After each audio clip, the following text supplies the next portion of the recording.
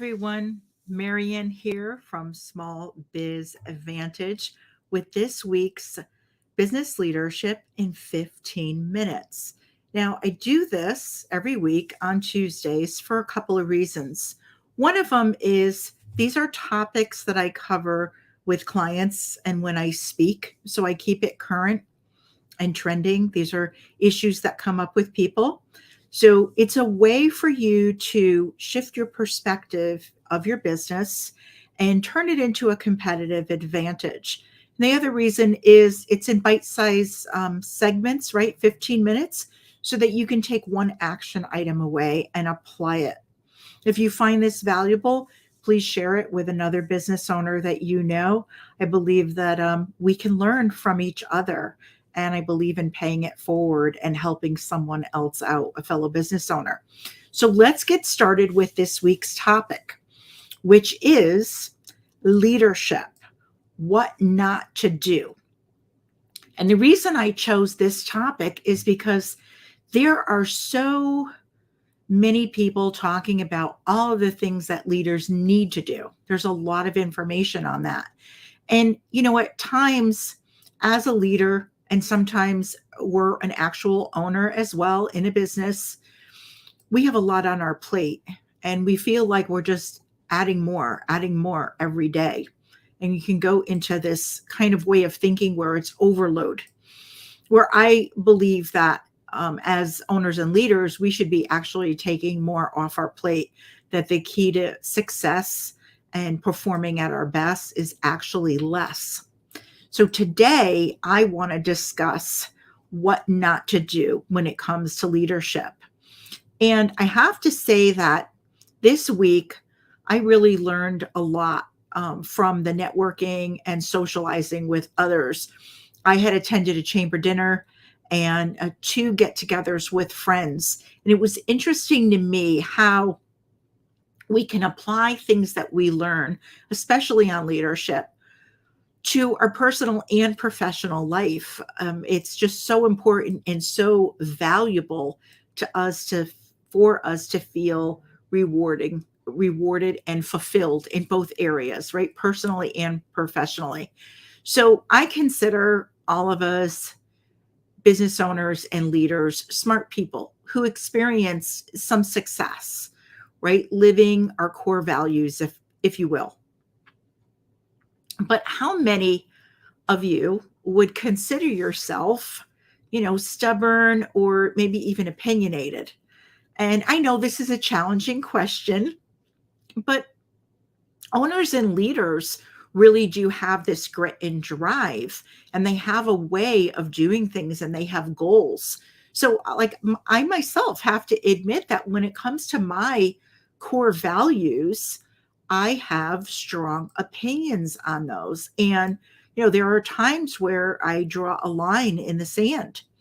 So I'm kind of unpacking this and saying, okay, when it comes to, being a little bit stubborn or opinionated on certain things, when it comes to leadership, that's what we're talking about.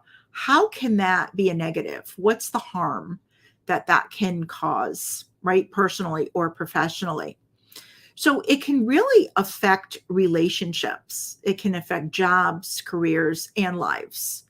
And that may sound, really dramatic, but it can, because we all have an influence on other people.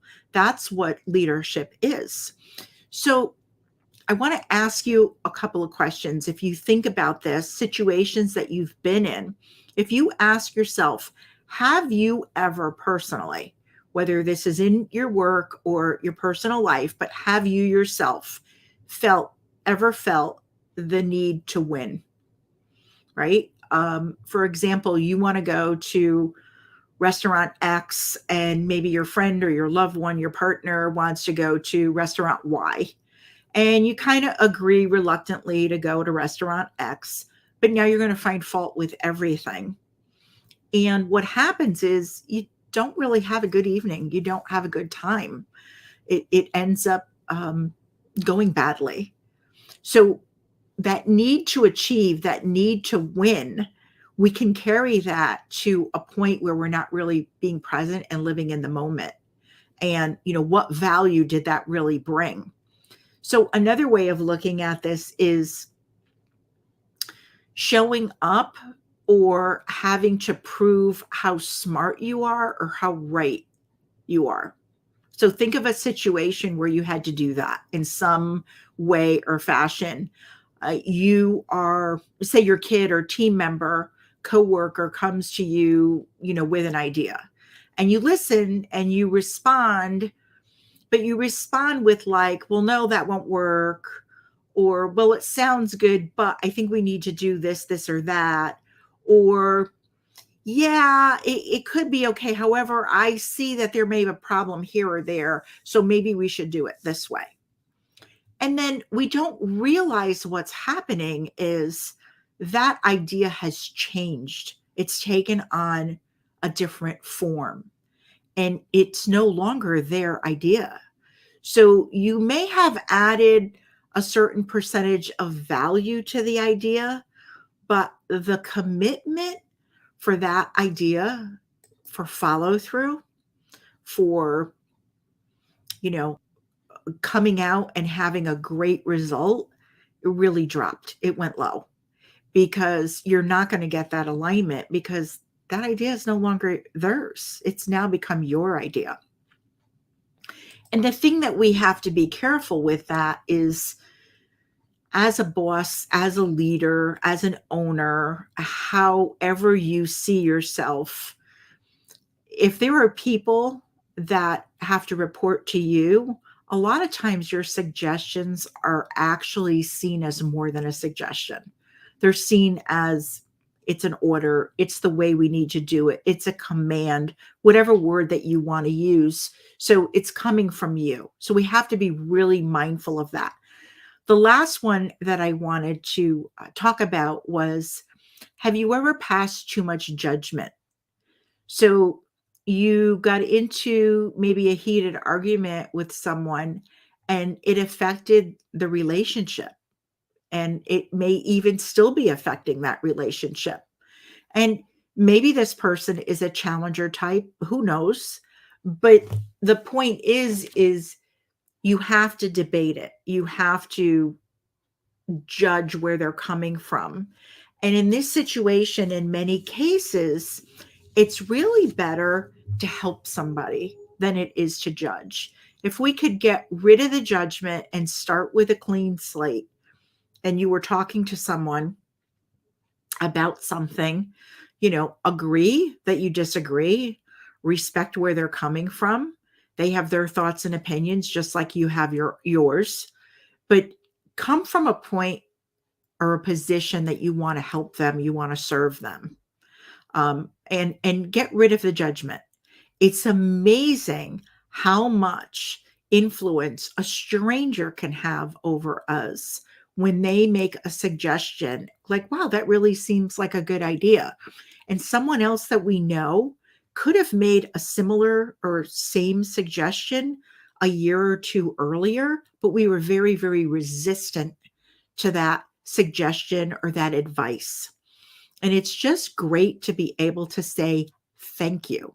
It doesn't mean you have to follow through. It doesn't mean that if that advice isn't going to work for you, that you have to implement it anyway. Just be grateful that someone cared to give you the advice and then go from there. It doesn't have to be an argument. It doesn't have to be a heated situation, and it doesn't have to affect your relationship. So the thing that is really important when we're thinking about the need to win or to be, have to show up and show somebody or prove how smart or right you are, or passing too much judgment. When you think about all of these situations, the one question that I encourage you to ask yourself is it worth it? What if you really thought about helping people more, right? Is it worth it to come across that way?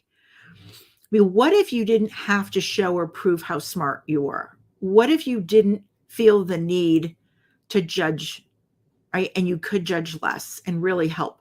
What if winning meant everyone feeling it, including heard and valued, not you coming out saying, it's me, I won, I got my way.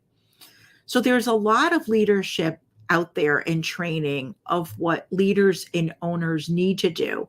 But what if it was more about really serving them and really serving the people that we're leading? And what if it was more about what not to do as owners and leaders, taking things off our plate?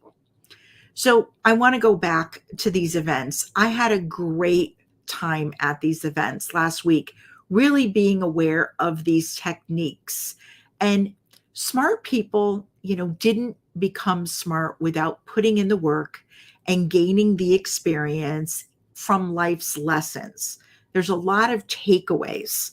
And I noticed that's what happens with smart people. Even the challenges in life, most of the smart people that I talk to, most of the people that I'm working with and speaking to when I'm at an event, they have takeaways from these life lessons. They don't look at as a mistake or a failure as, the end of the world. They look at it as, okay, I'm going to come out on the other side of it stronger. And there's something that I'm going to take away from it. So, as owners and leaders, we do have to realize that our suggestions are viewed very, very strongly. In many cases, they're more than suggestions. So it's something that we have to be aware of. And, they see you differently. These people see you differently than you see yourself. So keep that in mind. The next time the urge comes across, because it's hard. In theory, this sounds kind of simple. Okay, now that I'm aware of it, I'll practice it. It sounds simple, but I can assure you that it's harder to put into practice. So keep this in mind the next time you feel you need to win, you need to show or prove how smart or right you are, or pass judgment. Really ask that question: is it really worth it? And keep in mind too that true success is fulfillment, both personally and professionally. That's really what we're looking for here. We don't want to affect our relationships in a negative way, and have that fulfillment, in all areas of our life. So if you found this helpful, please share it with another business owner, a leader that you know. And I look forward to next week's training on Tuesday's business leadership in 15 minutes. And here's to an enjoyable week.